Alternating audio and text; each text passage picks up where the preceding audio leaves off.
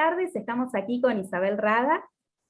Es una nota muy especial esta, por eso quiero hacer una breve introducción. Isabel escribió un libro que se llama La última noche en el Costa Concordia.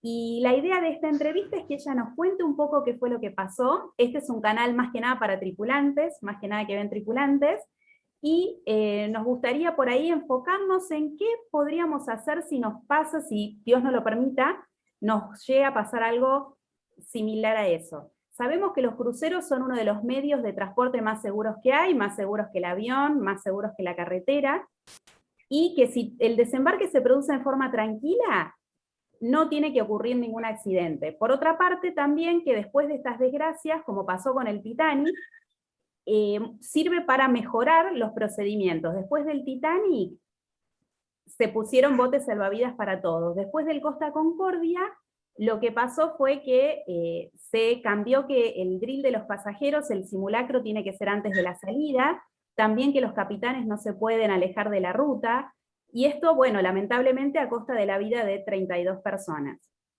Así que bueno, sin más presentación, vamos a hablar un poco del libro y de lo que pasó esa noche. ¿Está bien, Isa? Sí, muchísimas gracias por esta oportunidad de conversar con ustedes. Bueno, leí tu libro en una sola noche. Te digo que lo leí en una sola noche. Lloré, te voy a ser sincera que se me cayeron algunas lágrimas, porque es un tema que nos toca, como tripulante, nos toca también muy de cerca, ¿no es cierto? Bueno, Muchísimo, Isa, muchísimo. ¿este era tu primer crucero? Sí, y hasta ahorita sigue siendo mi primer crucero. No he vuelto Bueno, a hacer decís otro. hasta ahora. No me siento todavía preparada para ello, a pesar de que han pasado ya 8 años. Bueno, ¿qué ruta ibas a hacer? ¿Por qué te tomaste ese crucero? Bueno, en realidad, fíjate, realmente no quería hacer un crucero, me llamaba la atención, estaba en esa oportunidad en Barcelona, estaba en el puerto de Barcelona, y sí veía a aquellos colosos entrando y saliendo, hermosísimos todos. Y bueno, en una tarde se tomó una decisión, tenía un tiempo libre y dijimos, bueno, ¿por qué no un crucero? Aunque era un poco extraño hacerlo en invierno, pero como primera vez dije, ¿por qué no? Y bueno, y se tomó la decisión y bueno, y en el Costa Concordia. Salimos, era un paseo bastante interesante para mí, conocíamos muchos lugares, íbamos para, lo tengo anotado aquí porque siempre se me olvida, aunque quisiera ir siempre para allá, para Palma de Mallorca. Ah, muy bonito. Después íbamos a Cagliari, Palermo, Civitavecchia y después Marsella, cosa que no la conocí, puesto que nunca llegamos al destino.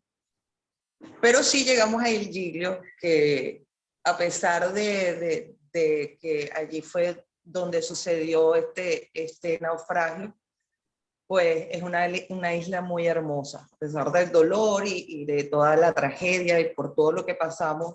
Il Giglio se mostró como una isla por sus personas, por su ambiente, por su energía, muy bella, muy cálida, y creo que todos, estoy hablando en nombre de todos los supervivientes, pues estamos muy agradecidos con los habitantes del Giglio. Entonces vos embarcaste en Barcelona. En Barcelona, sí. ¿Y habías hecho el simulacro de abandono de barco? No, en ningún momento, ni desde que salimos en Barcelona, ni de ninguno de los puertos que salimos, ni del de Civitavecchia, que era el más importante porque allí había más cantidad de pasajeros para ese momento. Pues en Civitavecchia abordaron muchísimas personas. Y siendo la salida más importante, porque era la principal, pues no, igualmente no se hizo el simulacro de evacuación, para nada. O sea que vos no sabías cuál era tu punto de reunión ni tu bote, que lo tenés anotado en la tarjeta de pasajero, pero obviamente como no habías hecho el simulacro no lo sabías. No teníamos ningún tipo de información. Entiendo. Para nada. Bueno, ni esa siquiera es una de las sabía cosas que cambió. A partir del Costa Concordia, esa es una de las cosas que cambió. Ahora eso ya no te podría pasar más. Te lo digo porque si te gustan los cruceros y quizás en el futuro te vayas a tomar uno, que sepas que eso Sí, ya no claro que puede sí. pasar más. Eso que les No, pasó a ustedes. Bueno, no, para ¿cómo nada. fue, Isa? ¿Cómo fue que vos te diste cuenta de que esa noche no era como las otras, que algo estaba pasando? Bueno, particularmente en el libro me atreví a contarlo porque es algo muy delicado y de repente puedes pasar como una persona, como, no, bueno, ya está loca o estaba bajo la influencia de algo. Estando en Civitavecchia, es una mañana espectacular, bellísimo, el cielo azul, el mar hermoso, todo estaba bello. El ¿Okay? puerto de Los recuerdos Roma, que tengo de Civitavecchia. no, de Civitavecchia, en el puerto de Civitavecchia y en la ciudad como tal. Yo me quedé allí porque yo no fui a Roma, porque ya yo conocía Roma, pero me Claro, pareció tan es bello medio lejos Civitavecchia, del me puerto. quedo allí. Sí, sí. Ahí pierde mucho No, queda muy el barco los cerca. Es pasajeros. más, tú puedes... perdón, Que ahí no te suelen perder los escuché. pasajeros mucho el barco, porque todo queda lejos, Vaticano, todos los atractivos quedan bastante lejos del puerto.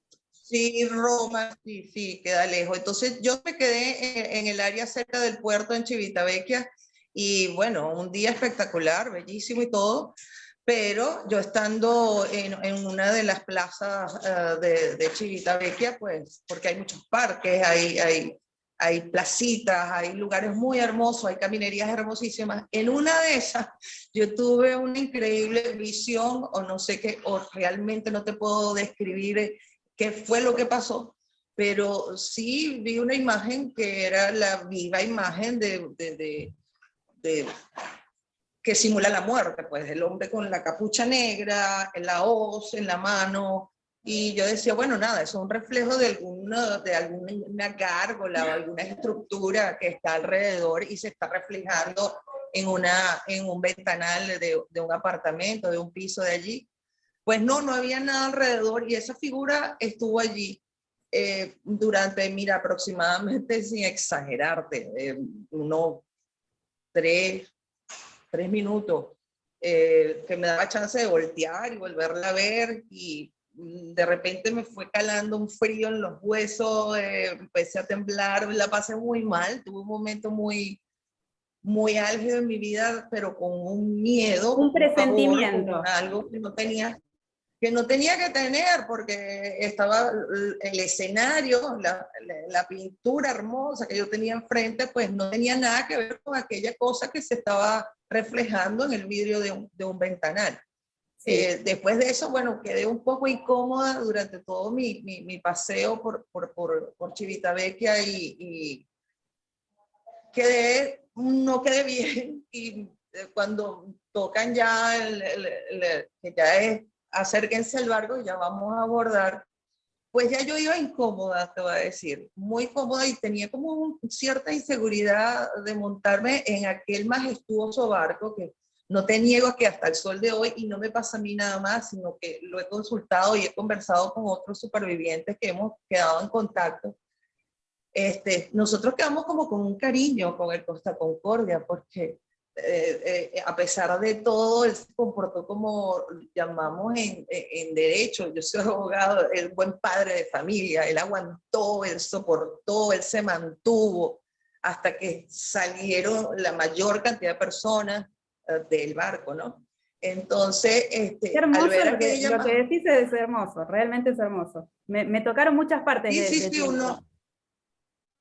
Sí, el Costa Concordia para nosotros fue eso, fue un coloso que nos resguardó, que nos cuidó, que esperó antes de morir o terminar de morir, esperó que saliera hasta la última persona y que salieran bien. Lamentablemente, y le hago honores en el libro, un capítulo a todas las personas que no lograron sobrevivir, Así es. pero como barco lo sentimos y es algo extraordinario. El primer año cuando de aniversario de lo que pasó en el naufragio, y se hizo esa noche allá en el Giglio, una noche donde prendieron velas, lanzaron flores, justo donde estaba reposando el cadáver del Costa Concordia. Esa noche yo de la nada empecé a llorar y a llorar y a llorar y a llorar. Y yo llamé a mis amigos de España, de Italia, de Estados Unidos, los llamaba y yo me decía, es que nos sentimos algo extraño, y es eso, que quedamos como conectados, quedó un hilo de amor, con el agradecimiento a ese barco que nos mantuvo hasta el último momento a todos. Hermoso. Bueno, Por entonces lo menos a los 400. Sí, perdón, Isa, decime. Perdón que se corta, porque estamos, bueno, decimos que estás No, en a Venezuela los y 4.200 y pico que quedamos vivos, pues sé que estamos agradecidos de cómo él se mantuvo como un coloso, como un hermoso, buen padre. hermoso. Sí. Bueno, entonces era de noche ya. ¿Qué hora era? ¿Te acordás? Cuando Sí, empezaron a ver qué alrededor movimiento. 20 y 30 por allí. ¿Vos qué estabas Porque era haciendo? yo, como latinos, estábamos en la segunda, segunda tanda, pues como decimos nosotros, de la cena. Claro, A mí no, me dio chance fue ordenar, mas no llegó el primer plato a mi mesa, porque allí fue donde empezó todo a ponerse extraño. Primero un gran ruido, estruendoso, porque no sé cómo describirlo, un ruido muy, muy fuerte, ese ruido que viene desde las entrañas, porque realmente fue desde las entrañas del Costa Concordia. Y de repente un gran movimiento que se puede simular como un gran terremoto, de un terremoto de un grado bastante considerable, empezó a moverse. Y claro, tú no entiendes absolutamente nada hasta que empiezas a ver cosas como que a los mesoneros pegándose contra las paredes y caían como plastilinas, como goma, era como ahí es cuando tú ves que la humanidad del ser humano es nada, porque nos frágil. podemos quebrar, sí, somos muy frágiles, nos podemos quebrar con cualquier cosa. Y Sintieron como un choque, como un golpe de un choque. fíjate tú, fue que tú digas como un choque así, ¡pam! No, fue algo constante, como fue la rotura, efectivamente, como no sabíamos qué estaba pasando, pero ahorita ya Claro. sabemos la explicación. La rotura es un pran, pran, pran, pran, pran, pran, pran, pran, y de repente el Costa Concordia empezó a dar de lado y lado, lado y lado, y ahí es donde todo se pone convulso. Hay un pandemonio, porque yo en el restaurante en donde yo estaba, había mucha confusión, la gente no sabía qué hacer, si quedarse sentada, pararse o correr. No sabíamos hacia dónde correr, porque nada más la única puerta de entrada y salida que conocíamos era la principal del restaurante. No sabíamos cuál eran otras salidas de emergencia, y por supuesto todos confluyeron hacia la misma puerta donde entrábamos y salíamos normalmente del restaurante, y eso pues puso la situación mucho más agónica a la hora de salir del Claro, restaurante, entonces el barco porque no choca había información. claro, el barco choca y empieza a escorar, empieza a ponerse de costado y todo se empieza a caer. Esa es otra de las cosas que también se revisó en el Costa Concordia, de que las cosas que son móviles y que no tienen uso tienen que estar, digamos, empotradas a las paredes para que no pase, porque a veces es mucho más peligroso que no se te caiga algo encima cuando uno no está estable. Después, ustedes, ¿cuál fue el primer mensaje que escucharon por la megafonía? Bueno, el primer mensaje que dieron fue, fíjate tú, salí del restaurante, subí las escaleras, bajé las escaleras, no sabía cuál era por qué puente era que se podía salir hacia los botes salvavidas. O Durante ese tiempo estamos hablando de aproximadamente 10 minutos en un desorden total, en almas perdidas, entre venía la luz, después se iba la energía eléctrica, y nadie hablaba, y había la angustia de que yo empecé a subir varios pisos, y estaba, cuando yo me sorprende ver uno de la tripulación con su chaleco, pero inerte, y le preguntaba que por dónde era el puente de salida, que dónde podía yo buscar por lo menos un chaleco salvavidas. Y el tripulante lo que hizo fue verme y no me respondió absolutamente nada. Y por megafonía no se decía absolutamente nada.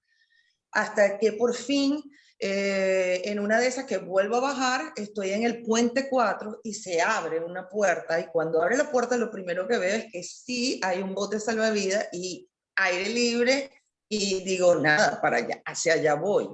Entonces, imagínate, todo ese tiempo estuvimos sin que nadie nos guiara, sin que hubiese una tripulación que nos dijera, mira, vengan por aquí, o Claro, tranquilos, lo que pasa es que cálmense. nadie estaba guiando la tripulación tampoco. Eso Nada, fue nada, en lo absoluto, en lo absoluto, en lo absoluto. De verdad que fue desastroso, no hubo ningún tipo de organización, y de verdad que te lo digo como comienza en mi libro, de lo que habíamos conversado anteriormente. No es que es cuestión de culpa, ni que tengo rabia, ni que no me mueve ningún otro sentimiento, pero sí hay que decir las faltas que se cometieron, lo solos que nos dejaron, porque muchos de los traumas que tenemos, muchos de los supervivientes que todavía no lo han superado, es el tiempo que nos dejaron a la deriva como seres humanos. Es Claro, como la si tripulación no no les sabía cómo importamos en responder. ese momento. Vos no ¿Perdón? tenías el chaleco, que la tripulación vos sentías que no sabía cómo responder en ese momento, porque nadie los estaba Ellos sí guiando. estaban en chaleco, ellos sí tenían chalecos y nosotros no. Exactamente. Entonces no entendí, eso nunca lo entendí. Claro, ustedes como no habían tenido el simulacro, no sabían que lo primero que hay que hacer es ir a buscar el chaleco.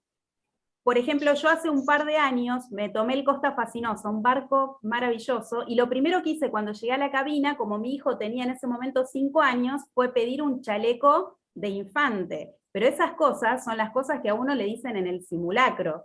Ustedes al no tenerlo es como que todo era un caos. Claro, fue un Entonces caos. vos no tenías chaleco, ¿cómo te hiciste de un chaleco? Bueno, después, cuando ya estaba en el puente 4, tuvimos la oportunidad de ver que se abrió como un ascensor, y en el ascensor habían apilado una serie de chalecos.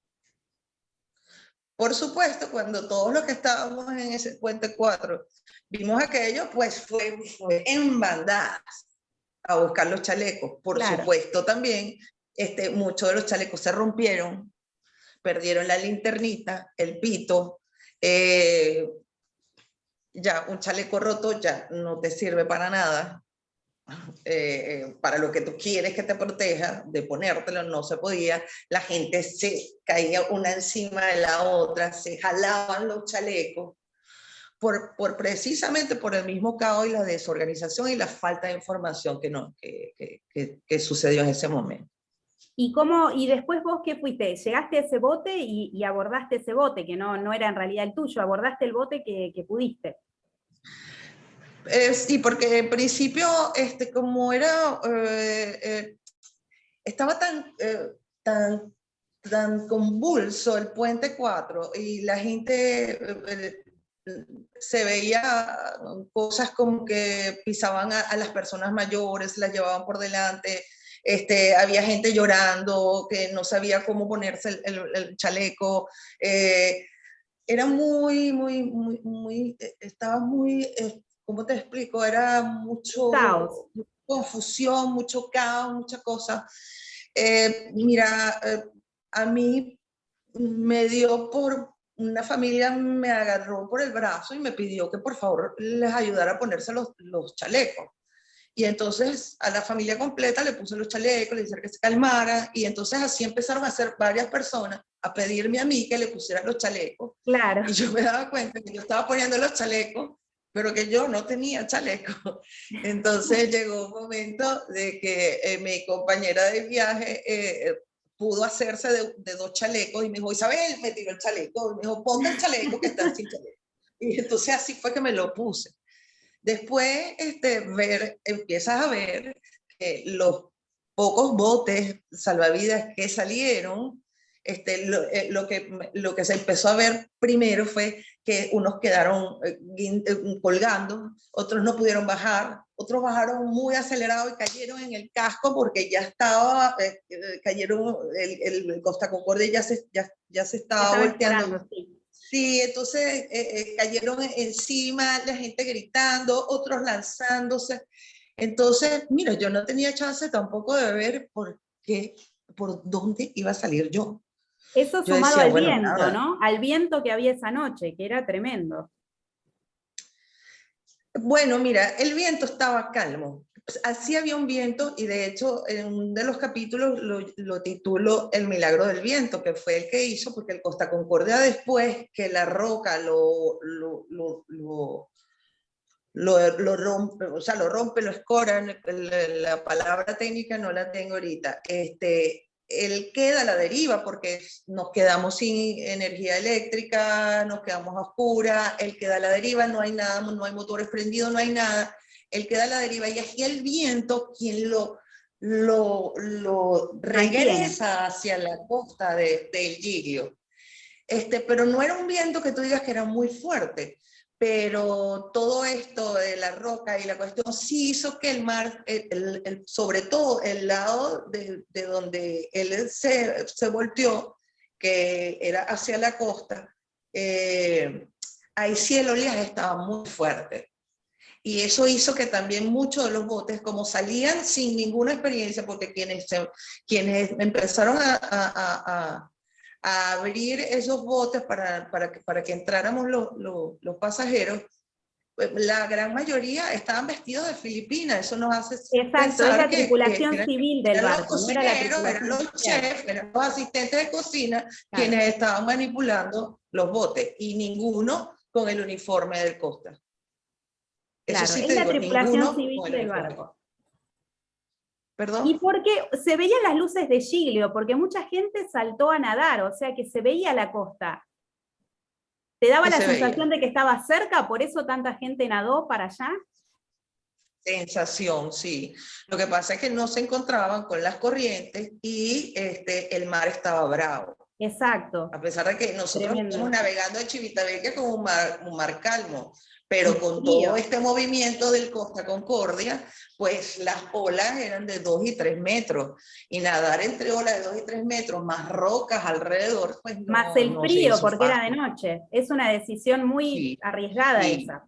Pero con el caos que Estaba, imperaba es natural. sí, sí. Sí, Bueno, ¿cómo bueno, pero yo llegaste también lo finalmente pensé. a Giglio? Bueno, finalmente después, nada, mira, yo me entregué a Dios, y yo me fui guiando, yo sentí que me dijo, mira, tú vas a ir hacia allá. Y yo decía, pero hacia allá es donde está entrando el agua, pues hacia allá vas a ir. Y yo, ok, hacia allá voy. Y hay un salmo que yo digo mucho, que lo pongo como un mantra, que es el Salmo 23. Y total, guiada por Dios y todo esto, y me voy hacia la parte donde está entrando el agua, y yo digo, bueno, pero si Él quiere que yo vaya allá voy a ir. Bueno, cuando estoy caminando, pero bueno, entre golpes y todo esto, y con un grupo de gente que empezó a venirse conmigo, hay un filipino, vestido con su filipina, y me hace señas que me dice que me quede ahí. Y yo, ok, y me pide que lo ayude. Y yo le digo, ok. Cuando ya por fin dan la orden de abordar los botes salvavidas, que él era el penúltimo, porque el último no salió. Él fue el último que salió. Y entonces cuando yo voy finalmente, cuando yo entro, que ya todo el mundo está dentro del bote, veo que estoy en el bote 23. Y dije, ok, con razón, tú querías que me fuera en este, y en este me monté, y en este me voy. Una señal, Claro, dijiste, llegó de un acá no me momento que muevo. sí, lo más cómico particular es que después que sentamos todo el mundo y todos estaban sentados y porque era de los botes cerrados, yo me doy cuenta que estoy en el medio después que siento a la última persona y me doy cuenta que yo no tengo puesto para sentarme. Este mismo filipino me hace así y que me vaya a que me sentara al lado del que iba a navegar el bote. Entonces me pude ir al lado de él y pude ver porque teníamos la cabeza afuera, porque hay una boca donde podemos ver. Exactamente, sí, Y del eso me tender. ayudó también muchísimo a por fin respirar, porque tampoco se puede respirar en un bote de salvamento, de verdad que es un bote cerrado, es horrible, porque simulaba como un poco de cadáveres metidos en una urna, porque parece eso, es horrible.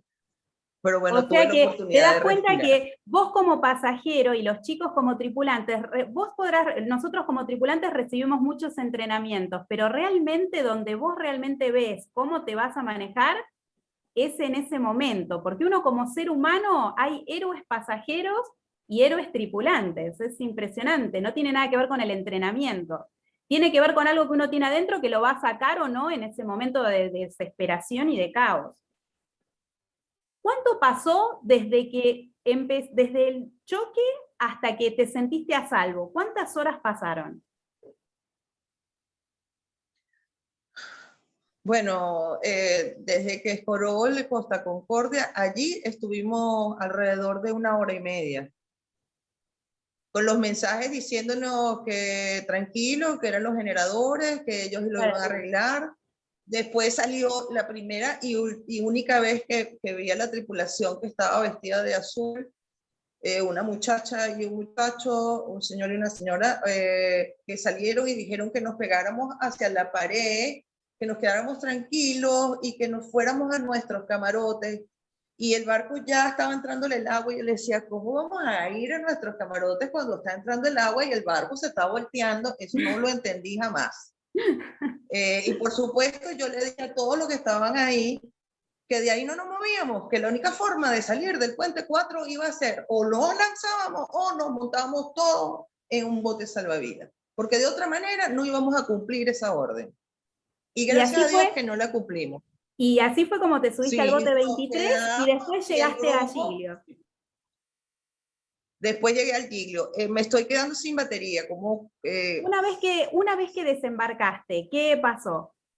Desembarcaste y la población cómo se comportó. Bueno, desembarcamos al llegar a un muelle del puerto del Giglio, con los mismos filipinos que estaban navegando los botes salvavidas, empezamos a quitarle los chalecos salvavidas de las personas para regresarlos al barco, porque no habían suficientes chalecos. Entonces, Mira como vos. ellos iban a regresar en el bote salvavidas a buscar a más pasajeros, apilamos todos le íbamos quitando los salvavidas a todo el mundo y los volvíamos a montar en el bote salvavidas para que ellos se los llevaran y volvieran a traer a más gente. Eso Pensaron en estuvo todo. sucediendo alrededor. Sí, estuvo sucediendo alrededor como hasta las 4 o 5 de la madrugada. ¿Y la población de Ese Giglio ir y cómo se venir. comportó con ustedes? Son nuestros ángeles de la guarda. Se vieron cosas impresionantes como que abrieron la farmacia, daban la medicina gratuitamente, las personas desde los balcones de sus casas nos lanzaban cobijas, suéter, los cafés que estaban allí frente al puerto, todos abiertos y dando café, té, todo caliente. De verdad que se abocaron a ayudarnos. Una isla donde nada más creo que tiene una población de 800 personas y habíamos 4.000 y pico de personas, o sea, de verdad que fue Hermoso. Milagrosamente hermoso. De verdad, no sé cómo agradecerles a la población del Giglio, de verdad que, y les dedico, lo que hice humildemente fue dedicarle un capítulo a ellos y a las personas que tuvieron cerca, porque no hay una manifestación que logre la magnitud del agradecimiento que tenemos con respecto a la población del Giglio. ¿Y cómo volviste a tu país sin pasaporte, sin ropa, tú solo lo que tenías puesto? Bueno, después del Giglio nos habilitaron unos ferries que nos llevaron a Santo Estéfano. De Santo Estéfano, la misma comunidad de Santo Estéfano habilitó unos autobuses y la gente de Costa se encargó en Fiumicino con los hoteles. Para algunos, porque no se dieron abasto a todo el mundo, muchos se tuvieron que quedar en el lobby, durmiendo en el lobby, en los sofás del lobby, pero allí la misma comunidad de Fiumicino también se abocó, la asociación civil, el cuerpo civil de allí, y nos dieron suéteres, ropa íntima, jabón, todo, pues nos proveyeron de todo lo necesario, pues, para poder ir a cada uno de nuevo a sus países de origen. A muchos los fueron a buscar directamente desde Italia. En mi caso, me tuve que ir desde Italia a España, a Barcelona, porque yo en Barcelona había dejado muchas cosas, estaba haciendo unos trabajos allí, y después en Barcelona intervino el gobierno de acá de Venezuela, y a través de la embajada hablaron con la cónsul en aquella oportunidad, e inmediatamente me dieron mi pasaporte y pude regresar a Venezuela. ¿Y cómo surge lo del libro, Isa? Bueno, eso fue una necesidad muy imperiosa. Si yo no hacía eso, yo tal vez seguiría con el psicotrauma, con muchas cosas que todavía mucha gente tiene en su vida, que no ha podido superarlo. Pero el libro fue una catarsis para mí. Yo también lloré muchísimo escribiéndolo, lloré muchísimo volviéndolo a leer ya como libro, pero fue muy liberador. De perdón, de ver, me ayudó a entender que las cosas, lo que yo viví en el Costa Concordia, lo vivimos todos los días de nuestras vidas. Siempre digo que todos tenemos un Costa Concordia en nuestra vida. Y yo en Costa Concordia vi lo que se manifiesta a diario en el mundo. Sucedió en un espacio pequeño, pero todo lo que sucede en el mundo sucedió allí. Ahí hubo egoísmo, ahí hubo celo, ahí hubo rabia, ahí hubo Solidaridad. Ahí hubo gente que ayudó, ahí hubo gente que héroes. se dio, ahí hubo gente que cambió lugares para que se salvaran los demás. O sea, lo que tú ves en tu vida diaria, lo vi en ese pequeño espacio llamado Costa Concordia. Pero Costa Concordia para mí es la vida de todos nosotros, y todo lo que sucedió allí nos sucede todos los días a todos nosotros. Ahora, ¿cómo quieres salir en tu vida? ¿Cómo quieres salir de tu vida de ese Costa Concordia? ¿Quieres salir vivo? ¿Quieres salir muerto? Ok, entonces, ¿cómo la vamos a llevar? Entonces, eso me ayudó muchísimo a ver la vida totalmente desde un punto de vista de que, mira, todo sucede, ok, pero ahora, ¿con qué visión lo vas a ver? ¿Desde dónde lo vas a tratar? ¿Qué tienes dentro de ti para hacerlo? Y para hacerlo de la mejor manera. Yo salí en mi bote 23 y yo sigo saliendo en mi bote 23 en mi vida ordinaria. Eso es así porque creo en Dios, porque creo en que las cosas hay que hacerlas bien. Aunque los demás lo hagan mal, uno tiene que hacerlo bien. Así Y es. sales. ¿Cómo podemos conseguir el libro en Argentina, que ya dije a todo el mundo que te iba a entrevistar y todos lo quieren tener?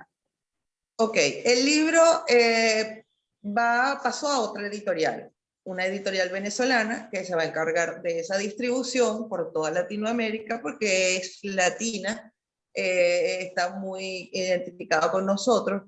Lo que pasa es que con todo este problema del coronavirus y se va a retrasar un poquito y la salida la están prometiendo para septiembre. Pero Bien. puedes estar segura que a través de ti vas a ser la primera que vas a ver cuándo sale la primera edición Buenísimo. con esta nueva editorial venezolana. Y que, bueno, y espero que les sirva de algo y que les llegue, les toque el corazón. Y bueno, y el mensaje es, hay que ser resilientes porque es una de las herramientas más maravillosas que Dios nos dejó a cada uno de nosotros. Hermoso, Isa, la verdad que fue un placer enorme, enorme, y te agradezco muchísimo esta entrevista porque sé que a muchas personas les cuesta hablar de ese día, y hablar con vos es algo genial porque sos muy positiva, siempre para adelante, te imagino como una heroína ese día. Y bueno, te agradezco eternamente y como siempre, un abrazo infinito a todos nuestros compañeros del Costa Concordia, a los pasajeros, y el recuerdo para esas 32 almas que bueno, Dios lo quiso así, pero que ayudaron a que ahora muchas cosas hayan cambiado para la seguridad de todos y para el futuro. Así Bueno, es, así es. Isa, Muchísimas gracias, Mariana, un placer un beso y enorme. saludos a todos. Chao, Dale, Isa, mucha gracias. fe.